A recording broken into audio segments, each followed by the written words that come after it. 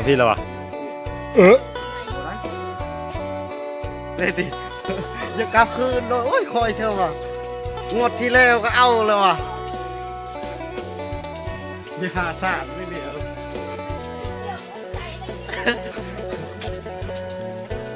ลงเรือลำเดียวกันแล้วมันจะคิดมาเลย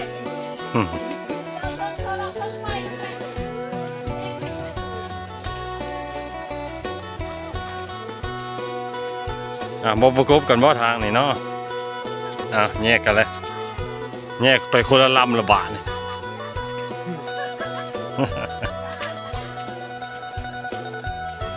ลงเรือลำเดียวกันแล้วโถมรถติดรอบแยกกัน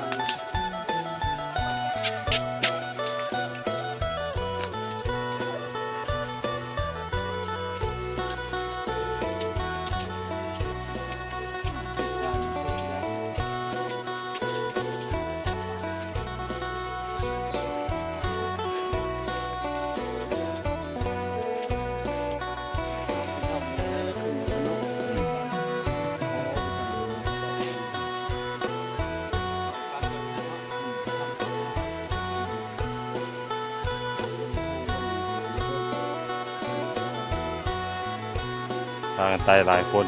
ฮึบ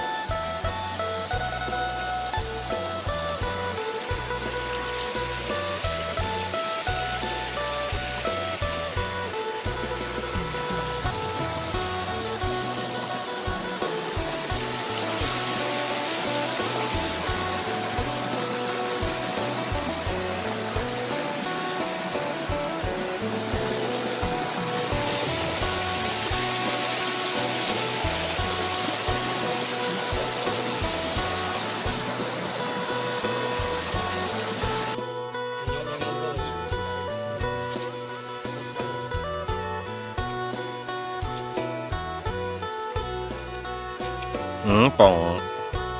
งโลครับ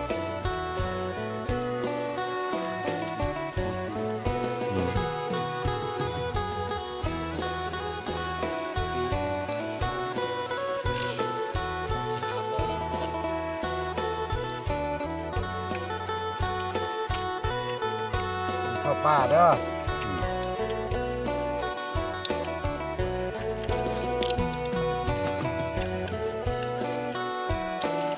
กินข้าวปลาเด้อ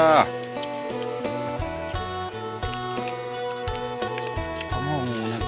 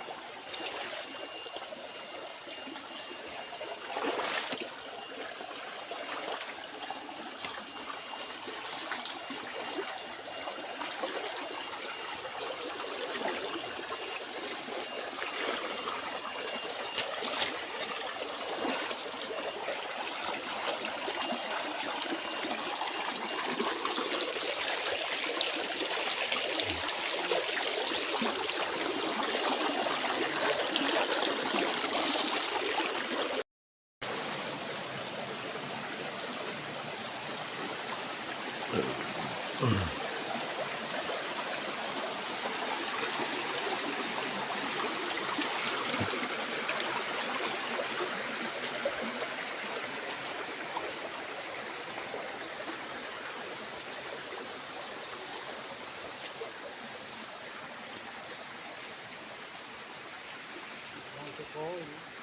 นบ่ ทางรถนี่ไฟดานเรื่องเจ้าหาหน่อไม้รับไปนี่ วันนี้ค่อยไล่ยิงเห็ดมาเรื่องมันอยู่โอ้บททัน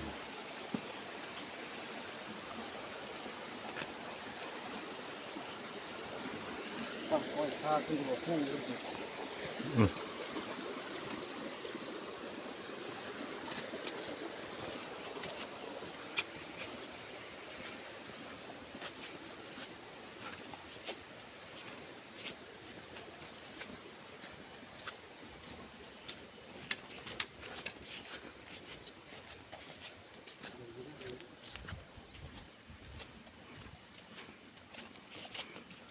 เฮ้ยเกือบโบ้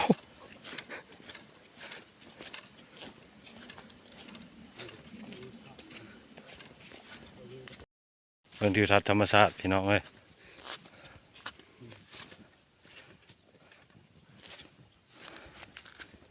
โอ้เมื่อยไหล ขึ้นนะที่ท่ายฮะขึ้นไปดู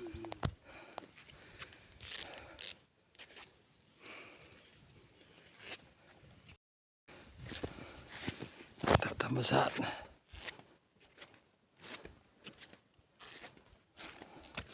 อันนี้เพิ่นด่านหยังก็ด่านเจ้าก้อเนาะหรือว่าด่านสามเศร้าน้ำแห้งไวเนาะปกติไหลแล้ว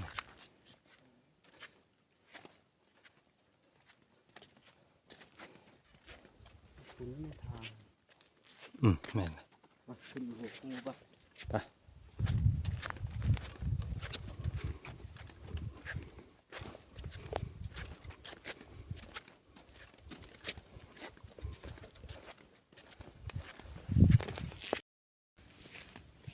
เสียมักอยู่เนาะ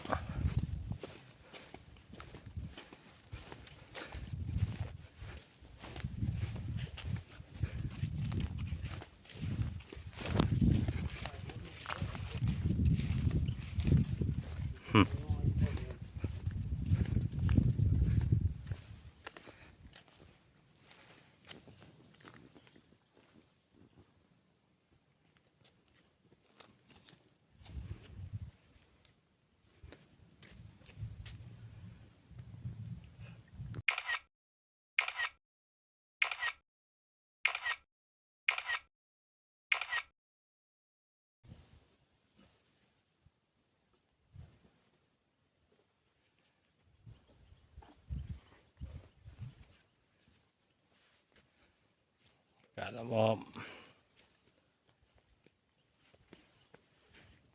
กว้างอันนี้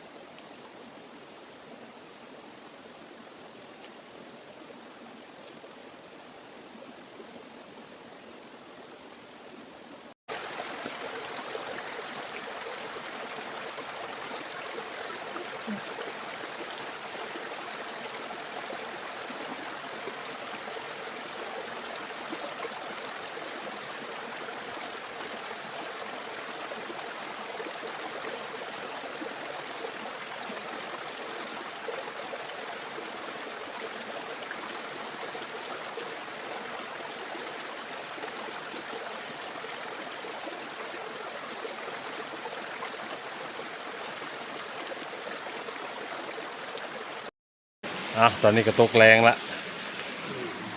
ไฟให้อยู่ให้กินบรรยากาศยามแรง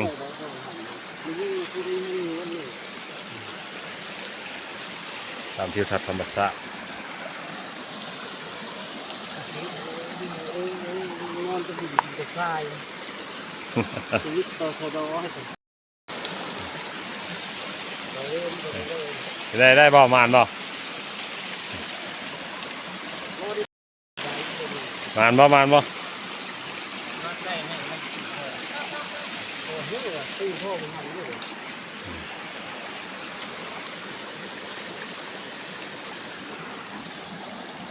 โอ้ยสิได้เงินเงินเลย โอ้ เข้าบอกเลยเข้ากินนี่บอกเขาเนาะ เดี๋ยวไปกินข้าวแรงเชฟเพิ่นก็เฮ็ดหยังนะ จีหมูตัวดึง โอ้ยจีหมูตัวใหญ่คลิปนี้ก็สิจบเพียงแต่เท่านี้เนาะว่าตอนกลางคืนก็สิบ่ได้ถ่ายเพราะว่ามืดเนี่ย